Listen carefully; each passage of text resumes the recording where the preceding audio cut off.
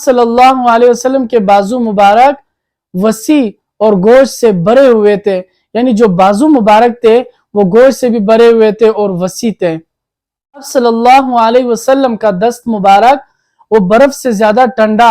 اور مشک سے زیادہ خوشبودار تھا، یعنی آپ صلی اللہ علیہ وسلم کا جو دست تھا وہ ایسے لگتا جیسے کہ برف سے بھی زیادہ ٹھنڈا ہے، اور خوشبودار اتنا تھا کہ مشک سے بھی زیادہ خوشبو تھی۔ آپ صلی اللہ علیہ وسلم کا پیٹ مبارک جو ہے وہ سینے کے ساتھ برابر تھا، یعنی ایسا نہیں تھا کہ پیٹ نکلا ہوا چوڑا یا کسی طرح، بلکہ آپ صلی اللہ علیہ وسلم کا سینہ مبارک اور پیٹ بالکل برابر تھا۔ اور اسی طرح پیٹھ مبارک کو جب دیکھا تو اس جیسا خوبصورت اور روشن کسی چیز کو نہیں دیکھا گیا جیسے کہ آپ صلی اللہ علیہ وسلم کا پیٹھ مبارک تھا۔ آپ صلی اللہ علیہ وسلم کا سینہ مبارک چوڑا تھا، اور اسی طرح سینے مبارک پر جو ہے وہ بال ہوتے تھے،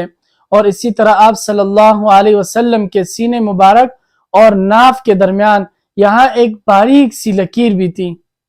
آپ صلی اللہ علیہ وسلم کا بغل مبارک وہ نہایت ہی سفید تھا، اسی طرح آپ صلی اللہ علیہ وسلم کے بغل مبارک کا جو خوشبو ہوتی تھی وہ مشک سے بھی زیادہ خوبصورت اور پیاری خوشبو ہوتی۔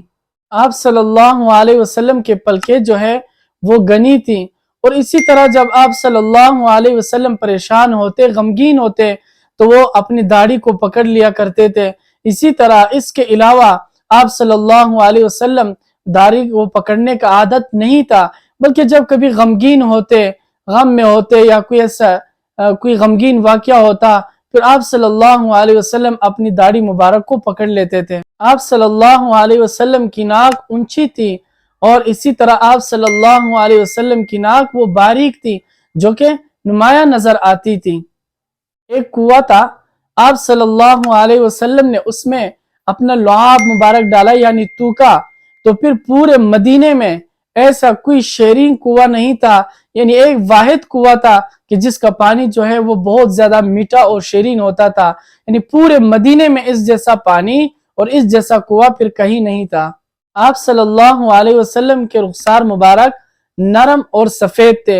اسی طرح آپ صلی اللہ علیہ وسلم نے فرمایا، میں ان چیزوں کو دیکھ لیتا ہوں جسے تم نہیں دیکھ سکتے، میں ان چیزوں کو سن لیتا ہوں جسے تم نہیں سن سکتے۔ تو اسی طرح صلی اللہ علیہ وسلم نے فرمایا، میں آسمان کی چرچراہٹ کو سنتا ہوں۔